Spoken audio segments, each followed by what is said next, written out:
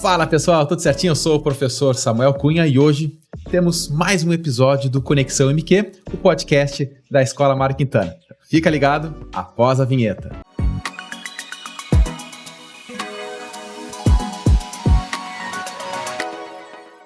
E o nosso convidado de hoje é o Dr. Felipe Katskovski, que é especialista em cirurgia oncológica e endometriose profunda por via minimamente invasiva, com prática voltada a devolver a função, reduzir dor e melhorar a qualidade de vida, unindo técnica, segurança e cuidado humanizado.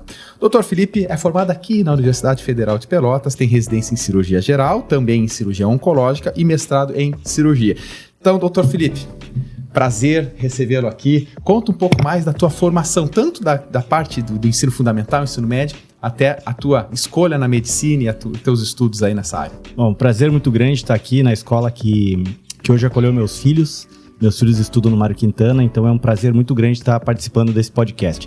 Bom, eu sou natural de outra cidade, mas fui acolhido por Pelotas na minha profissão.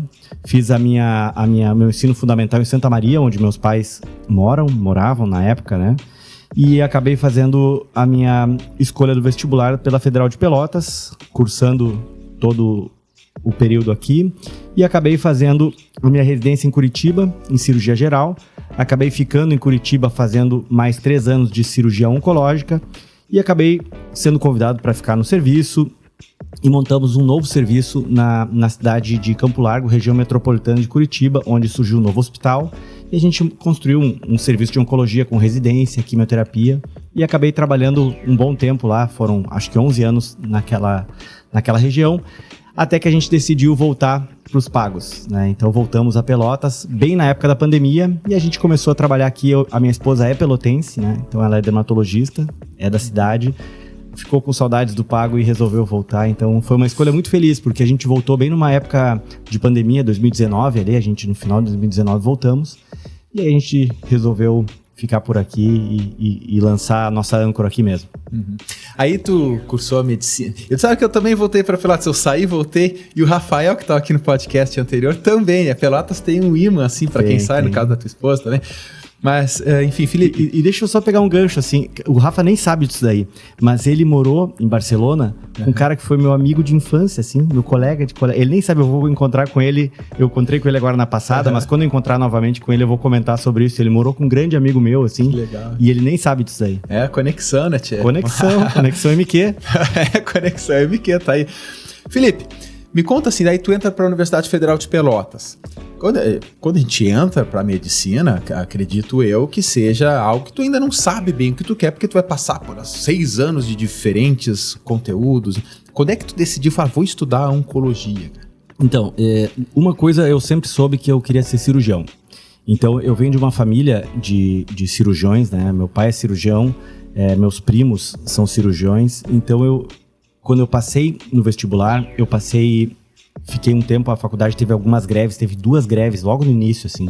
Então eu fiquei logo nos primeiros meses, um mês de aula a gente já entrou em greve. Eu fiquei acompanhando as cirurgias, né, acompanhando várias pessoas, então eu sempre soube que eu quis cirurgia. Mas até então eu não sabia qual das grandes áreas da cirurgia que eu ia desenvolver. Então, quando eu acabei a minha formação em 2007... eu acabei escolhendo fazer cirurgia geral, porque ela é a base para as outras especialidades. Então é obrigatório, hoje a gente passar pela cirurgia geral para depois escolher a subespecialidade. E durante a minha cirurgia geral em Curitiba, eu fui apresentado à cirurgia oncológica, era uma área que eu sempre gostei durante a minha formação. Então a cirurgia oncológica, eu falo que eu fui escolhido por ela, eu não escolhi cirurgia oncológica. Então eu acabei indo para essa área, assim, e depois eu escolhi fazer uma residência lá em Curitiba mesmo, durante 3 anos. E eu sou apaixonado por essa área, uma área que a gente cada vez se desenvolve mais profissionalmente, principalmente como ser humano, que a gente vê que toma cada tombo, assim, né? Então a gente... É importante ter a empatia com o paciente, a gente sabe que no final das contas isso vale muito, assim, na medicina e principalmente na oncologia, assim, eu escolhi isso por esse motivo. Legal, eu penso nesse ponto, né, porque vocês lidam com muitas vezes notícias que ninguém quer ter e o apoio que precisa e a esperança, né, E eu pergunto para ti, Felipe, se vou explicar pro pessoal, né? Lá na biologia a gente explica a mitose, a célula, mas nas palavras de um médico, o que tu fala? O que é o câncer? Bom, é um termo super abrangente, assim, e dependendo da linguagem com que a gente for falar ao público, a gente vai tentar falar de uma maneira mais, digamos assim, compreensível, tá? Mas, na verdade, as células do nosso corpo tem um funcionamento maravilhoso, né? É um órgão super perfeito, eu falo assim. Então, as células têm o crescimento, a divisão celular e elas têm uma senescência, elas envelhecem e morrem. Esse é o funcionamento normal. E o câncer é justamente quando o corpo perde essa alteração, ele perde esse poder de apoptose, de morte celular programada. Então as células acabam se dividindo, se multiplicando, vão infiltrando outros órgãos, se espalhando e podem ir à distância, né? Basicamente, isso se deve por alguns motivos, né? Então essa alteração, ela se dá a nível de gene. Então, isso é uma coisa super interessante que eu vou falar, porque todos os tumores, os cânceres, eles são a nível de DNA, tá? Eles são modificações por perdas de reparo e outras coisas. Mas nem todo câncer, ele é hereditário. Sim. Ele não é, tá? Somente aproximadamente 10% do câncer, ele é hereditário.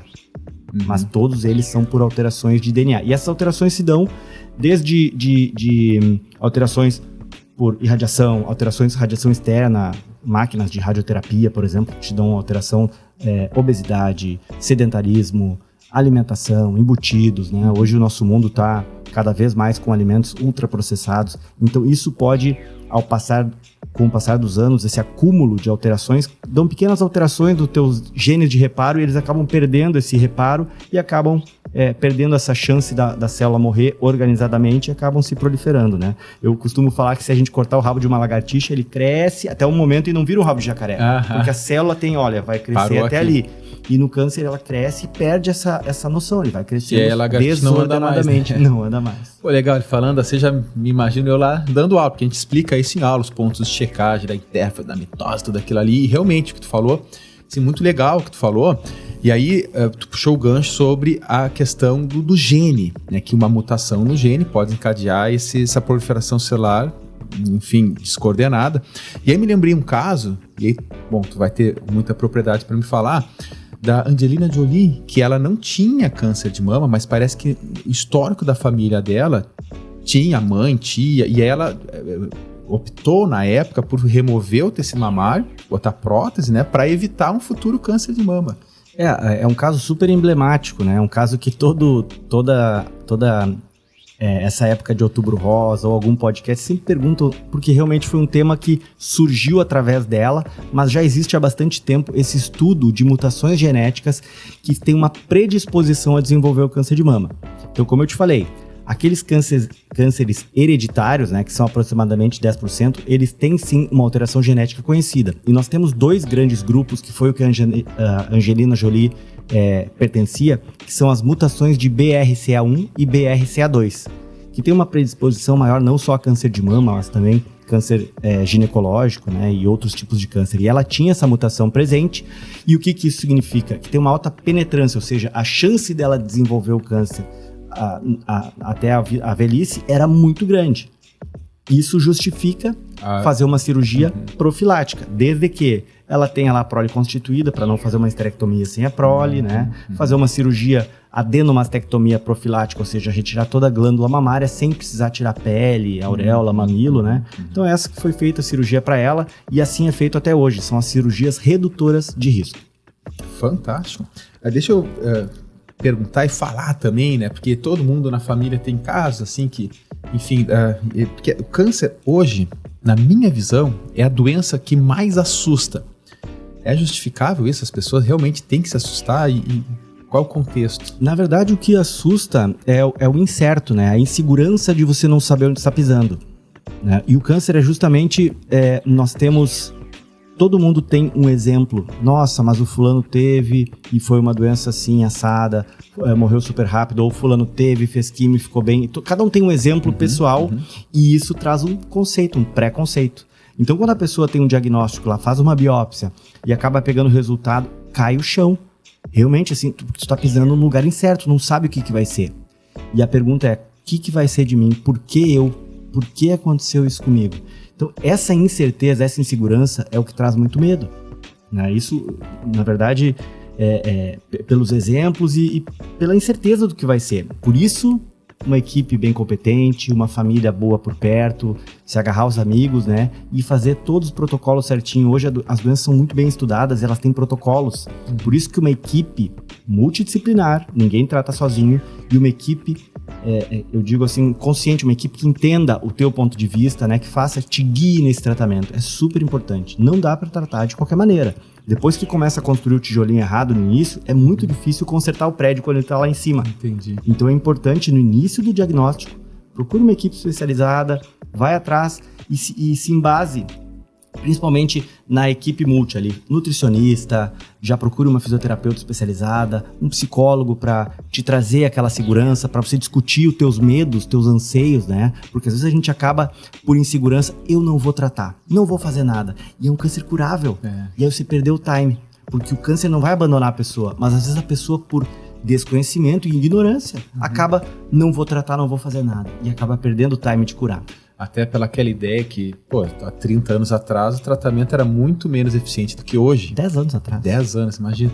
Certa vez eu ouvi falar, veja se faz sentido, que o problema em si não é ter câncer, é não saber que tem câncer, né? Porque a maioria dos cânceres hoje são curáveis, né? O que acontece, né? Na verdade, tem grandes mitos, olha só que interessante. Primeiro, eu não quero fazer exame, não quero procurar. Então esse é muitas pessoas ainda têm isso. Né? Vai que eu acho alguma coisa, né? Então, é um medo, e a segunda coisa, eu não vou mexer nisso aí. Depois que mexe, se espalha. Já ouviu falar? Essa eu não tinha ouvido falar. Os pacientes veem, depois que fez a biópsia, olha lá, foi só mexer que se espalhou. Na verdade não era, o tumor já estava espalhado e quando foi fazer o exame de imagem, viu que tinha metástase em determinado local. Então assim, esses conceitos que as pessoas têm, conceitos populares, a gente tem que primeiro tentar apagar. É difícil apagar isso daí do conceito de cada um, né?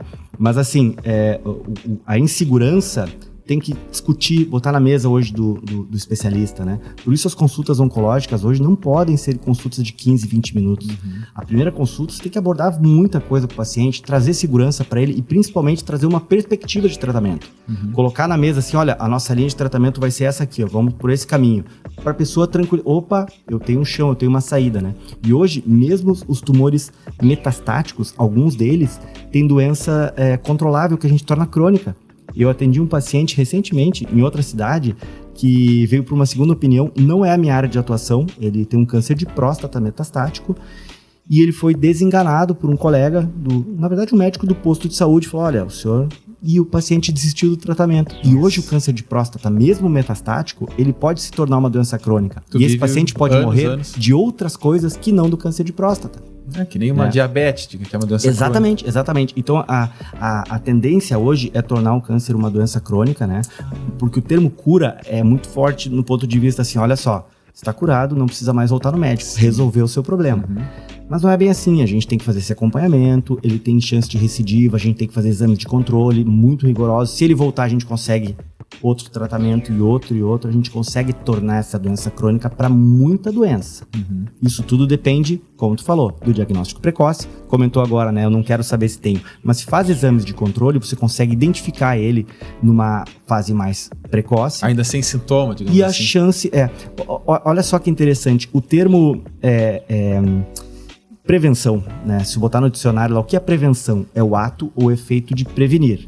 E existe prevenção primária e prevenção secundária. Olha que interessante, que tem tudo a ver com câncer. Isso vale para os alunos que estão nos vendo aí. Prestem atenção em prevenção primária e secundária. O que é prevenção primária? É eu remover os fatores de risco. O que são fatores de risco? Vou dar um exemplo bem simples. Cárie. Como é que a gente remove um fator de risco? Botando flúor na água. Então não está fazendo um tratamento, ele está somente removendo um fator de risco. Vacina do HPV, você vai remover um fator de risco. O vírus do HPV hoje é responsável por 95% dos cânceres de colo uterino. Se a gente remover esse vírus, o contato do vírus com a pessoa, ela está removendo um fator primário, certo? E o que é uma prevenção secundária? É quando eu identifico algo e tomo uma ação. Por exemplo, um exame preventivo de colo uterino, uma mamografia anual, que eu vou conseguir identificar e tomar uma ação, tratar precocemente, a prevenção secundária. Então as duas são muito importantes, né? O que hoje a gente fala em prevenção primária? Estilo de vida saudável, um hábito de vida saudável, né? Dormir bem, alimentação, evitar bebida alcoólica, tabagismo, evitar comidas ultraprocessadas, né? A gente sabe que o corre-corre, a gente costuma pegar uma coisa pronta ali. Hoje, casualmente, de manhã, a minha filha pediu uma água de coco e ela tem o hábito de ler atrás da garrafinha, né? E aí dizia lá, são 5 ingredientes na água de coco. Água de coco natural, água, acidulante, antioxidante, sacarose e coco concentrado. Água concentrada de coco. Então assim, pai, mas o que é esse oxidante? Eu falei, é algo que deixa o coco não oxidar, é um conservante. Então tudo tem conservante, mesmo numa aguinha de coco que parece ser inofensiva, né? Então o que isso nos traz ao longo de uma vida? Doutor Felipe, e aí, interessante tudo que tu fala, aqui é uma aula, pessoal. Esse conteúdo aqui, muito que ele está falando, cai no Enem, cai nos vestibulares, tem que estar atento. Isso aqui não é um aprendizado só para a vida, é também de estudo. Aqui a gente está estudando juntos com o Dr. Felipe. E eu pergunto uma coisa para ti. Não sei se é a nossa percepção ou se é uma realidade, mas tem aumentado casos de cânceres em jovens, tipo 30 anos, 20 anos? As duas coisas. É uma percepção e tem aumentado realmente, tá? Nós temos no mundo inteiro, existem estatísticas, né? E nós temos aqui no Brasil o Instituto Nacional do Câncer, que é o INCA, que ele tem como regra identificar quantos casos novos por ano, a gente chama isso de incidência, e quantos casos no total, que chama prevalência. Então a incidência tem aumentado, ou seja, o número de casos novos vem aumentando. E por que isso vem aumentando, né? Primeiro, a gente tem, como eu disse, né, a vida do adulto jovem, até 50 anos ali, uma correria. Acordam cedo, comem qualquer coisa, lancham qualquer coisa, dormem mal, estresse, obesidade, sedentarismo, né? Então, quanto que isso interfere na alteração celular do dia a dia ali? Compreendeu? Então, isso está acontecendo. E a segunda coisa que tu me questionou, será que a gente está identificando mais precocemente? Sim, as pessoas têm um acesso mais fácil a exames. E outra, antigamente as pessoas que tinham um diagnóstico de câncer se escondiam, não queriam contar para ninguém. Hoje, as pessoas postam no incentivo e postam publicamente, né? A gente vê para incentivar as pessoas. Olha só, eu tô fazendo quimioterapia e tá tudo bem comigo. Eu tô fazendo quimio e tô aqui na formatura da minha filha, tô aqui. Elas estão vivendo e convivendo. Que antes as pessoas tendiam a se esconder, para esconder da sociedade, como se fosse algo ruim, né? E é claro que ninguém quer, mas quando a pessoa torna aquilo público, a pessoa se sente tão bem porque ela consegue vencer essa barreira, né? E isso ajuda, inclusive, no tratamento. Então, essa impressão do diagnóstico, sim, as pessos estão mostrando mais. E o estilo de vida piorou também, né? Tu falou alimentação, falta de sono, estilo de vida, né? Tá falando com o Rafael. Hoje a gente ficava na rua brincando, fazia esporte. Hoje o jovem chega muitas vezes, né? A obesidade é um problema, em alguns países, mais do que no Brasil, mas é um problema que a gente vê nos jovens. Então o corpo ele já vem sofrendo essas consequências desde cedo. Mas eu te pergunto assim, existe algum sinal de alerta? Fala assim, poxa, é óbvio que a gente tem que procurar médico, mas a gente sabe que não é assim. Às vezes as pessoas não fazem um check-up todo ano ou a cada 6 meses. Bom, qual é o sinal de alerta que uma pessoa, algum sintoma que a pessoa tem que desconfiar e procurar um especialista? Essa pergunta é de milhões, né? É uma pergunta super difícil, mas eu vou tentar resumir ela. Conheça o seu corpo. Conheça o funcionamento normal do corpo. Porque, na verdade, todos os tipos de cânceres, inicialmente, eles são assintomáticos, bem no início, porque você não sente uma alteração celular. Ainda está muito pequeno. Exatamente. Mas quando ele começa a crescer, invadir algum órgão, um nervo, você começa a ter alguns sintomas, tá? O principal câncer que existe é o câncer de pele. Então, como é que se identifica um câncer de pele? É uma lesão que não tinha antes, surgiu, ela cresceu, aumentou as bordas ficaram irregulares, mudou de cor, mudou de tamanho, ela ficou maior, aumentou o diâmetro, ficou mais áspera, né? Então, você tem que identificar, olha, isso não tinha. Ou uma ferida que não está cicatrizando. Conhece alguma ferida que demora 6 meses para cicatrizar? Não existe, né? Então, assim, isso são sinais. Sinais é o que eu vejo e sintomas é o que eu sinto. Câncer de pele basicamente é isso. Se você for pegar câncer gastrointestinal, uma alteração do hábito intestinal, olha, fazia cocô todo dia no mesmo horário e tal, agora tô demorando 3, 4 dias para fazer cocô, começou a vir com sanguezinho, é o teu corpo dando um sinal que tem algo errado. E aí a gente tem uma opção, ou a gente omite isso e a doença vai crescendo, ou a gente fala, opa, vamos fazer um exame, vamos investigar. Que eu consigo identificar precocemente e fazer um tratamento a tempo de curar. Então o corpo ele vai dando sinais. cansaço, anemia, fadiga. É claro que nem todo cansaço, né? Claro. A gente tem que pontuar bem. Mas por isso que eu te disse, resumindo aquela frase, tente conhecer o corpo. Alteração de cabelo, alteração de pele, alteração... O meu corpo não era assim. Eu não tinha essa mancha, eu não tinha esse sinal, eu não tinha essa alteração intestinal. O meu xixi não era assim, entendeu? Essas pequenas alterações, essa íngua aqui no meu pescoço eu não tinha. Então, hoje, o acesso a médicos é muito mais fácil do que um tempo atrás. Hoje você consegue, tem facilidade para marcar uma consulta muito maior. Então, assim, tem uma alteração no corpo, notei que tá diferente, procure ajuda, vai atrás do exame. E sabe que isso deve parar muito no que tu falou anteriormente. A pessoa, não, se eu for investigar, vai se tornar, né? Então, às vezes a pessoa tá percebendo uma alteração no corpo, mas não vai investigar por medo daquilo se tornar real. E isso é um erro muito grande, né? Que a pessoa pode cometer. Mas assim, vamos imaginar que não é nada, tá? Pô, tá tudo certo, fez o exame, não é nada, tá tudo ok. Mas vamos imaginar que você tem um tumor crescendo dentro de ti e você fala assim, não vou querer investigar, não quero procurar o que eu tenho. Tomando essa conduta, acha que ele vai desaparecer dali? Não vai. Não tem, né? Não vai. Tem. Essa negação só traz mal pra ti e pra quem tá ao teu redor. Porque vai chegar uma hora que vai ter que tratar. Ou vai ter que fazer alguma coisa. E a família vai estar envolvida, tu vai estar envolvido. Puxa, precisava ser assim? Por que não tratou antes ali, quando tava bem mais fácil, né? É por isso que é um assunto que a gente deve falar hoje abertamente. Como tu disse, há uns anos atrás, talvez fosse algo muito... Bom, era quase uma sentença de morte. Algumas décadas atrás era, né? Exatamente. Hoje, que tu falou, eu achei que era mais tempo. 10 anos, já mudou demais o tratamento. Mudou demais. Aí tu poderia listar pra nós, assim, tu falou de câncer de pele, é um dos principais câncer, o principal. Mas quais são os outros, principalmente da tua área que tu trabalha, assim? Na verdade, eu vou te falar, assim, globalmente, tá? O câncer de pele é o câncer mais comum, assim, né? Tem basicamente 2 grandes grupos, que é o grupo chamado melanoma e o grupo chamado não melanoma. Desses não melanoma são todos os outros, né? Basicamente o basocelular e o espinocelular são os 2 principais subtipos, né? Mas excluindo o câncer de pele, nós temos no homem próstata, que é o segundo mais comum, e o câncer de mama na mulher, que é o segundo mais comum. Hoje, para você ter uma ideia, nós temos uma incidência no Brasil de câncer de mama, números novos por ano. Incidência é o que entra todo ano, tá? Como se eu pegasse um saco assim e colocasse casos novos por ano, chamar incidência. Então eu tenho de mais de 70 mil mulheres com câncer de mama todo ano novos. Isso classificados pelo INCA, que são diagnosticados. Muitos nem são subdiagnosticados, não são colocados nesse banco de dados. Mas esse dado é importante, tá? Então depois nós temos câncer coloretal, pulmão, né? Coloretal inclui intestino grosso, né? Reto, sigmoide, intestino, o cólon direito, né? São os tumores coloretais. Nós temos também outros tipos menos frequentes, que são câncer de ovário, câncer de colo uterino dá aproximadamente aí ovário 7, 8 mil por ano de incidência, é um pouquinho menor, né? E temos outros subtipos mais raros e por aí vai. Se eu te falar, são inúmeros subtipos de cânceres, né? Mas pele, mama e próstata são os principais. Normalmente, quando um paciente te procura, ou uma paciente, no caso, a pessoa já vai com o diagnóstico ou ainda não? Porque eu penso assim, normalmente tu vai primeiro num clínico, fazer um check-up, talvez ali ele desconfie e fala, olha, agora seria assim? É uma ótima pergunta, porque assim, eu sou cirurgião oncológico, né? Nós temos dentro da clínica alguns setores, que é o setor de oncodermatologia, o setor de oncoginecologia, nós temos várias subdivisões dentro da clínica. Então, quando o paciente ele já vem direcionado por algum colega, ele já vem com a indicação cirúrgica, na maioria das vezes. Mas muitos pacientes, eles vêm por indicação de pacientes, olha, tô com uma alteração aqui no meu exame, vim te procurar, tô com uma alteração nas minhas fezes, saiu sangue, quero que tu me faça um exame.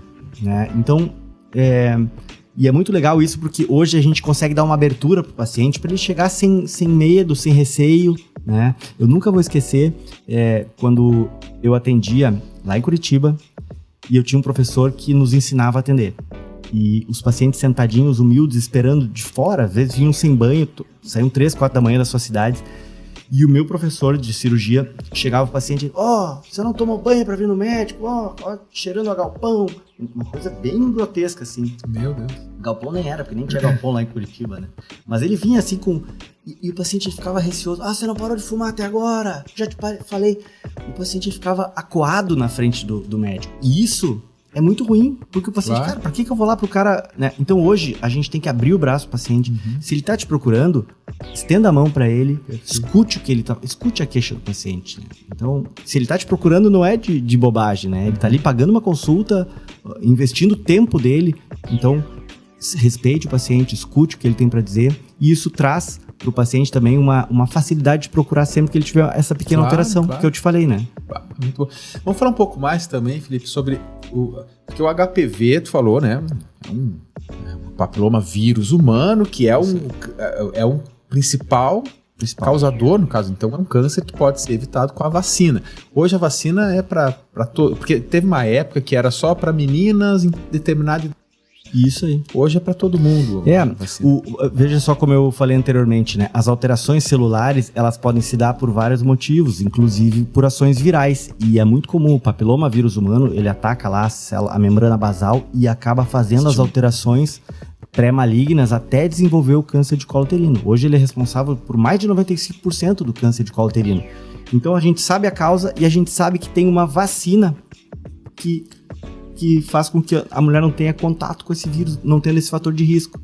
Então porque isso é sensacional. As mulheres adultas que na época não tiveram a vacina, a maior parte tem o vírus, né? Exatamente. Os principais, é assim, ó, nós temos diversos subtipos de vírus, tá? Tem uns que tem uma alteração mais por fazer aquela feridinha no colo uterino, no órgão genital masculino, orofaringe também, e tem vírus que são mais cancerígenos, tá? Tem 4 subtipos, que é o 6, 11, o 16 e o 18, que são subtipos oncológicos, mais oncológicos. Então a vacina, ela surgiu há um tempo atrás, indicado para meninas aí de 9 a 14 anos, que eram meninas que não tinham tido a exposição sexual ainda, para quando elas tiverem a primeira exposição, já está protegida do vírus. Hoje é indicado para meninos, indicado para faixa etária de risco, pacientes portadores de HIV, pacientes que têm alterações na Papa Nicolau e tal. Tem várias indicações pro HPV, a gente pode depois, mais para frente, discutir somente as indicações da vacinação. Mas qual que é o objetivo da vacinação? É justamente não expor essa menina e esse menino ao fator de risco. E ele protege não só contra o colo uterino, mas também câncer de pênis, orofaringe, genital externa, ele protege contra outros... Então, pode ser que a pessoa tenha o HPV, mas não seja o HPV que cause... Exatamente. Que aumente a probabilidade do câncer. Ele pode ter mais predisposição àquelas verrugas genitais, né? Que são outros subtipos, né? Mas a vacinação, hoje nós temos basicamente a tetravalente, que protege contra esses subtipos, e na rede privada nós temos a nonavalente, que protege contra outros subtipos também. É importante que a gente tenha isso em mente, né? E vamos falar agora, para dar assim, a gente tá falando assim, a pessoa, ninguém quer ter câncer, torcemos para nunca ter. Mas se tiver que encontre essa doença o quanto antes, tenha o diagnóstico, para fazer um tratamento eficiente, direcional, porque existem dezenas ou centenas de câncer e um câncer é muito diferente do outro, né? Então cada um tem um tratamento específico. Fala pra mim assim, eu conheço muito, já ouvi falar radioterapia, quimioterapia, depois de um tempo a gente começa a ouvir imunoterapia e tantos outros tratamentos que tem hoje no mercado e que tá por chegar também. Bom, muito bem. Hoje nós temos os 3 principais pilares do tratamento da oncologia, que são a cirurgia, a radioterapia e a quimioterapia. E a quimioterapia ganhou um novo aliado, que é a imunoterapia, tá? Então, a cirurgia oncológica é a cirurgia que atua na área dos tumores, né? Sólidos, principalmente, ou seja, a gente não tem como operar linfoma, assim, né?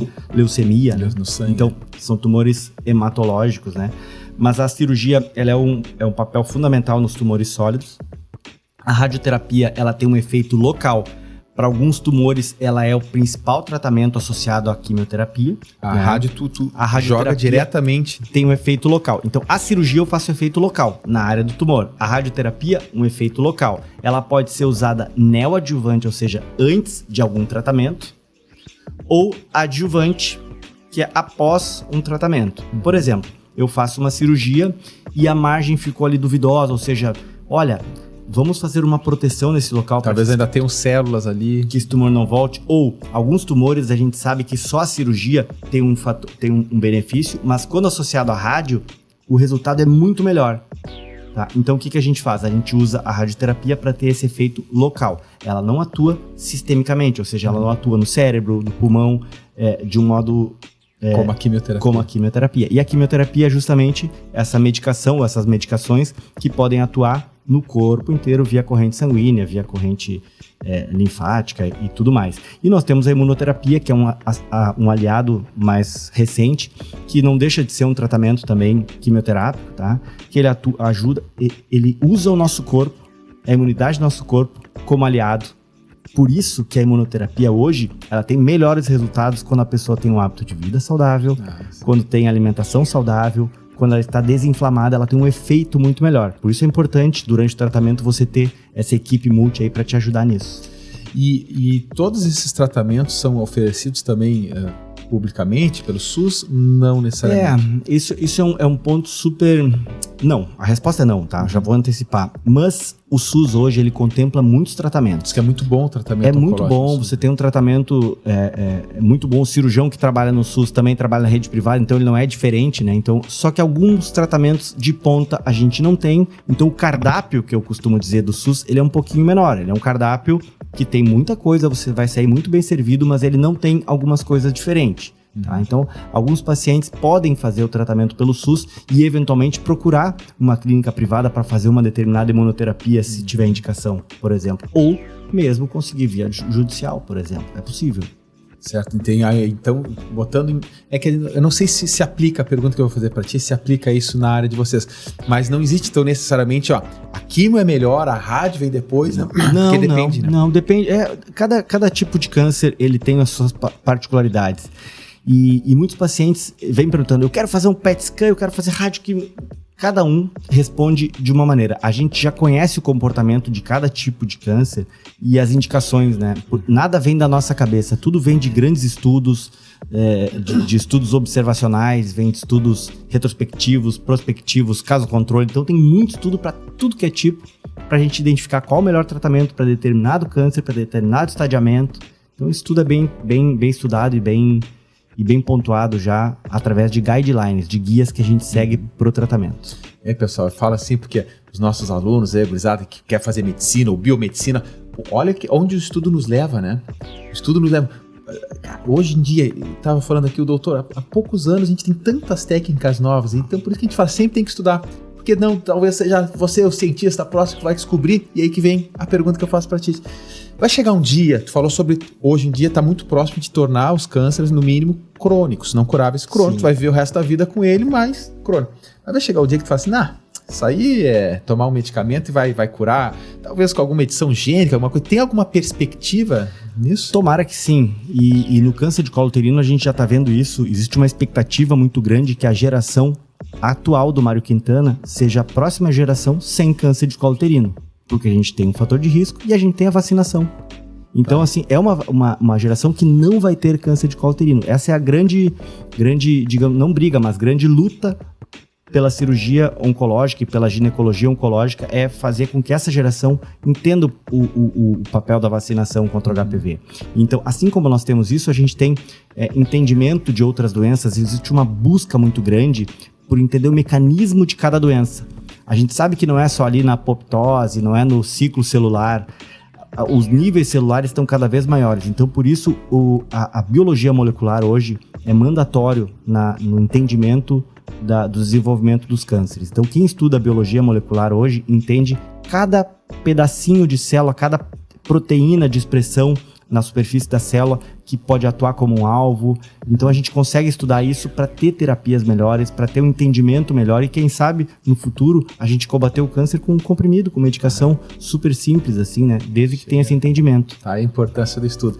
E Felipe, fala para nós sobre uma recente aliada, recente não, de alguns anos, mas como vocês médicos utilizam ou irão utilizar a inteligência artificial como aliada em diagnóstico ou tratamento? Bom, estamos numa nova era. Eu costumo comparar a inteligência artificial à era da Revolução Industrial. E se for pensar hoje, ela está incorporada na nossa rotina. Ela está incorporada no uso do celular, nas televisões, programação, em tudo, inclusive na área da medicina. Eu cito aqui na área do diagnóstico, tá? A gente hoje tem, na verdade, já vem sido bastante estudado e amplamente desenvolvido, porque a inteligência artificial, como ela funciona?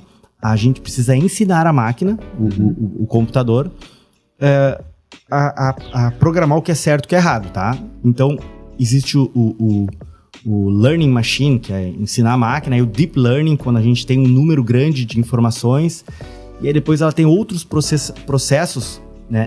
E na imagem é super fácil de entender isso. Quando eu dou para a máquina lá 100 tomografias de tórax normais, e eu digo para ela, olha, isso aqui tudo é normal. Quando ela vê uma alteração, ela não sabe o que é essa alteração. Daí a gente vai aprofundar o ensinamento dela, dar informações para ela. Então hoje a gente consegue que a inteligência artificial nos traga uma precisão maior nos exames de imagem. Só para ter uma ideia, eu estava te comentando antes aqui, né, e eu vou comentar para vocês, o nosso olho, o olho humano, ele tem uma capacidade de identificar tons entre o branco e o preto, que são usados nos exames de raio-x, tomografia e ressonância. Ele tem uma capacidade de detectar de 40 a 60 tons de cinza, tá? O computador, ele pode chegar a 65 mil tons de cinza. Então ele tem uma precisão muito maior, ele não está cansado. Às vezes a gente olhando 4, 5 exames na sequência começa a cansar, fadigar, algum telefone toca uma mensagem, desvio de atenção. Então algumas coisas podem passar despercebidas. Então a inteligência artificial ajuda na detecção e melhorar essas imagens. E como eu comentei anteriormente, principalmente nos exames normais, ele consegue identificar todos os normais, excluir e falar assim, ó, aqui tá tudo normal. Agora vamos focar nesses exames que eu achei alterações, para o médico também fazer o controle, o double check ali, que eu falo que é colocar a mão do médico. Além disso, nós temos a cirurgia robótica, por exemplo. Hoje, a gente tem uma plataforma de cirurgia robótica que ela consegue adaptar o exame de imagem. Vamos imaginar que eu tenho um câncer de rim, tá? E quando eu acesso ali via robótica o rim, eu não estou enxergando o câncer, porque ele está no meio do rim. E eu consigo, pela visão 3D do computador, associar a imagem e ele aparece como se fosse uma sobreposição de imagem onde está o tumor.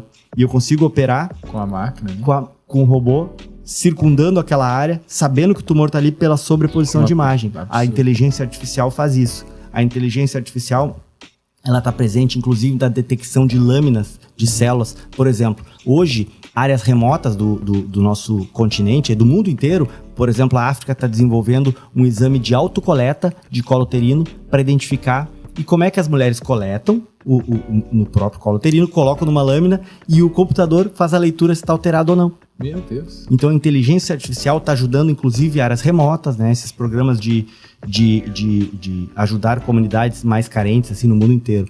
Para triar essas mulheres, opa, você tem que ir para uma triagem especializada. Vocês podem esperar mais um ano, tá tudo bem. Mamografia, mesma coisa. Ultrassom de mama. A gente tem em Pelotas um número muito grande de mulheres que estão aguardando na fila do SUS por mamografia. Aproximadamente 3 mil. O que a gente poderia fazer? Daqui a pouco fazer uma triagem nessas mulheres que o computador fala assim, olha, vocês podem esperar tudo bem, mas vocês aqui vão urgentemente triando essas pacientes para quem realmente precisa. Se em 10 anos avançou, talvez nos próximos 10 avança para isso. Então, a imagem, o tratamento, a inteligência artificial está amplamente, né? E além disso, pesquisa científica, né? Hoje a gente consegue solicitar para o computador prompt que consegue nos trazer artigos exatamente como a gente precisa, né? Eu costumo fazer bastante aula por aí afora, então a gente precisa ler artigo e o prompt me diz lá, olha, esse artigo são os para tua aula. Massa, isso aí. Então isso é sensacional, né? Viu? Mesmo sendo um médico respeitado, segue estudando. Essa é a profissão, gurizada. Tem que estudar, não adianta estudar sempre. Mesmo sendo um ótimo profissional, tem que seguir se atualizando, porque artigos surgem em todo momento, né? A gente não para nunca, na verdade, né? E cada vez mais, assim como eu tenho acesso, o paciente que está na minha frente tem acesso e ele me pergunta muita coisa também, né? Então eu tenho que estar sempre preparado para as respostas, tenho que estar sempre, né? E não ter vergonha de dizer, eu não sei. Mas eu vou estudar. Com professor, exatamente. Eu vou estudar e nós vamos discutir esse ponto na próxima aula. Isso aí. Deixa eu te perguntar agora, indo para uma. A gente está falando de informação, mas o quanto a desinformação atrapalha o tratamento ou o diagnóstico, ou enfim, tudo. Eu morei em Curitiba. Tá? De 2015 até ano passado, quase 10 anos. E lá surgiu, acho que em 2016, a pílula milagrosa fosfoetanolamina, um troço assim. E isso estava no Congresso para liberar e não sei o quê. E eu, sabendo um pouco que eu sei, não sou médico, mas sou biólogo e sempre estudei essa questão, eu falei, cara, não faz sentido um remédio que cura todo o câncer. Todo. Só que eu não vou negar que, óbvio que eu fiquei, tomara que seja verdade, né? Aí logo depois lendo, isso deve ter um efeito psicológico gravíssimo numa pessoa que estava na luta ali e enfim, fala sobre a desinformação. Bom, é maravilhoso esse tema, porque a desinformação, não só na área da medicina, mas em tudo, acaba nos cegando e nos guiando para um lado errado, às vezes, né? E trazendo julgamentos e pensamentos que a gente não gostaria de estar passando. Mas eu morava em Curitiba nessa época e eu tive muitos pacientes que abandonaram o tratamento tradicional daqueles 3 pilares para fugir para uma pílula milagrosa. Se tornou algo político na época, eu lembro. Se tornou. Inclusive foi no Paraná que foi desenvolvida a pílula, né? Se não me engano, ou São Paulo, na Campinas. Isso aí. E assim, ó, o que acontece, tá? Isso não é um fato novo. Na verdade, a humanidade sempre buscou cura milagrosa para tudo. Para o cego, para o cara que quer andar. E na oncologia, desde 1963, o Dr. Junqueira já tem livros que ele desenvolveu, que ele escreveu, na verdade, mostrando a tentativa com mostarda nitrogenada, com embolizações, com medicações e tal. Então, a medicina sempre tentou buscar uma cura para alguma coisa. E como eu te falei, o desenvolvimento do câncer, ele se dá de uma esfera tão grande, a nível de biologia molecular, cada tipo de tumor tem um tipo de crescimento, tem um tipo de alteração, são tantas alterações que seria impossível falar, são infinitas alterações a nível celular, que é impossível que um remedinho vai tratar tudo isso, né? Então, assim, sempre vai existir um suco de graviola que previne contra o câncer, sempre vai existir comer 20 castanhas por dia, que vai te antecipar aí vai te prevenir contra o desenvolvimento de determinado câncer, sempre vai existir. Mas o que nunca vai deixar de existir é um hábito de vida saudável, uma alimentação saudável, você desembrulhar, desempacotar menos e descascar mais, né? Então a gente tem que comer coisa mais saudável, tem que tentar dormir bem, tem que tentar se reconectar, conhecer o seu corpo, para quando eu tiver uma alteração, eu ir atrás. Então isso nunca vai deixar de existir. E quando tiver uma informação milagrosa, um preço muito barato, desconfia e pensa, opa, vou atrás da fonte, né? E não chegar nos modismos, assim, esses meus pacientes, todos eles que largaram o tratamento, não tiveram boas respostas, largaram o tratamento convencional e foram para a pílula milagrosa.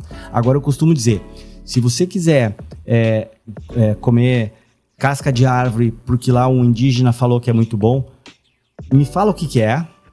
Se tu tá acreditando, vai com fé, porque às vezes não é a casca da árvore, é a fé. Eu costumo falar, emocional, né? E eu sempre falo isso, que o tratamento oncológico, você precisa ter 4 pilares muito bem estruturados para sustentar o paciente. Você tem que ter uma boa medicina, uma boa equipe médica, uma boa equipe multidisciplinar, com tudo aquilo que eu já citei anteriormente, com todos os profissionais. Você tem que ter uma família do teu lado, que te apoie no momento que você tá lá embaixo, que te dê suporte emocional. Você tem que ter alguém fora desse plano que a gente consiga acreditar. Alguém lá de cima, que vai tá chorando no cantinho, vai fechar os olhos, pedir, agradecer. Essa pessoa a gente tem que acreditar. E o paciente tem que estar bem, fisicamente, mentalmente. Se esses 4 pilares, um deles faltar, a mesa desanda e o cristal derruba, cai lá de cima. Então, tudo isso tem que estar muito bem embasado. Muito, muito legal. Então, essa desinformação realmente é um problema. E eu vejo, pessoal, questionem tudo, né? E os verdadeiros influenciadores da saúde são os médicos. Os médicos sérios, né? Que tem de tudo em todas as profissões. Tem. O que a gente vê muitas vezes, de maneira muito triste, é não especialistas se vendendo como especialistas tentando vender um produto. Então, a gente tem que questionar tudo. E, na dúvida, consulta um médico da tua confiança. Siga o médico da tua confiança para ter uma informação científica. O Dr. Felipe falou da importância da gente aliar a fé, que é importante, sem largar o tratamento convencional. Então, se uma pessoa quer ver uma erva especial, você não faz, não sobrecarrega o teu organismo, só me avisa. Não larga isso, para ele ter esse check-up aí, mas não larga o tratamento convencional, que a gente sabe que dá certo, né? Exatamente, porque quando o paciente se procura uma busca alternativa, às vezes ele está tentando melhorar o lado espiritual dele, o eu, né? Por isso que eu estava fazendo aquele link ali. E hoje, como é fácil, né? A gente olha o Instagram, são notícias de 5 segundos, 10 segundos às vezes, né? Então, a nossa atenção está muito voltada para essas micro notícias e informações e acaba pegando, né? Fulano lá tá tomando tal medicação, diz que cura o câncer, para ele funcionou, para vários pacientes funcionou, quem sabe eu tomo isso. Sabe, totalmente infundado, assim. Então tem que tomar muito cuidado, porque hoje é muito fácil ter pequenas informações falsas, camufladas, né? Pequenas porções de ilusão. E a pessoa quer uma pílula milagrosa. Hoje, tem uma caneta que tá emagrecendo todo mundo aí. Todo mundo quer um remédio. Mas só que não estão fazendo educação física, não estão comendo bem, eles estão com a canetinha injetando. Mas assim, é preciso entender que o corpo precisa estar saudável na cabeça aos pés. Comer bem, dormir bem, tudo aquilo que a gente já falou, né? E cuidado com o que vem por aí de informação. Por favor, tome cuidado. Doutor Felipe, nosso papo tá muito bom, mas nosso tempo já estourou aqui. A gente poderia ficar falando muito mais. Tem outras perguntas, mas quem sabe a gente faz uma parte 2 mais pra frente. Olha aí. Mas pra gente finalizar, e agora voltando pros alunos da Escola Mário Quintana, que hoje receberam um enriquecimento muito grande de informação aqui contigo, qual é o recado que tu dá quanto aos estudos, quanto quem quer fazer medicina? Aqui a liberdade é tua, fala o que tu quiser, mas um recado para eles. Meus queridos e especiais alunos do Mário Quintana, o que eu digo para vocês? A nossa profissão, quando a gente escolhe, é algo que a gente vai levar pro resto da vida. Primeiro, escolham aquilo que realmente faça sentido para você, aquilo que toca, né? O teu coração, assim. Hoje, a gente trabalha com uma área que tem que gostar. Quando a gente trabalha com aquilo que realmente a gente gosta e tem vocação, a gente não está trabalhando, a gente está desenvolvendo o nosso melhor. Então, assim, e quando escolher uma profissão como a medicina, tem que saber que tem que se dedicar, a gente está tratando outro ser humano na nossa frente, respeite aquela pessoa que está te procurando, tenha empatia com aquela pessoa, tente se colocar no lugar, ela está buscando ajuda, está te pedindo um apelo, né? Leve a sério a profissão. Vocês provavelmente vão me cuidar, vão te cuidar, vão nos cuidar, né? Então, por favor, estudem bastante, se especializem. Hoje o número de estudantes de medicina está cada vez aumentando mais e vai chegar uma hora que você vai ter que se destacar para ter o teu lugar na sociedade, principalmente na comunidade médica. Então, assim, tá fazendo... no foco, tô falando mais na área da medicina, né? Para dar o recado, serve para todas, né? Qual que é o teu diferencial? O que tu tá fazendo de melhor hoje? Por que tu tem que ter um destaque na tua área, né? Então, assim, leve a sério. Tem a hora de brincar, vamos brincar. Tem a hora de se divertir, vamos se divertir. Mas na hora da profissão, são 6 anos de formação na medicina. Leve a sério, faça a residência, se especialize, né? Se for fazer uma outra área, da mesma forma, leve a sério aquele período de formação na tua faculdade, é um período que é fundamental para a base daquilo que for fazer depois. Então, assim, leve a sério, respeite o teu cliente, respeite aqueles que dependerem de ti e principalmente aí estude bastante porque vale a pena. O estudar, a informação correta e a profissão bem executada, isso não oscila, sempre vai ter lugar para quem é sério. Agora, informação falsa, isso não se sustenta, né? Perfeito. Doutor Felipe, como é que a pessoa pode te encontrar nas redes sociais? Puxa vida, é só procurar ali, Ciclos Medicina Singular, é a nossa clínica, né? A gente trabalha, tem uma equipe bem grande ali. E Felipe Katkovski, só colocar lá no Instagram.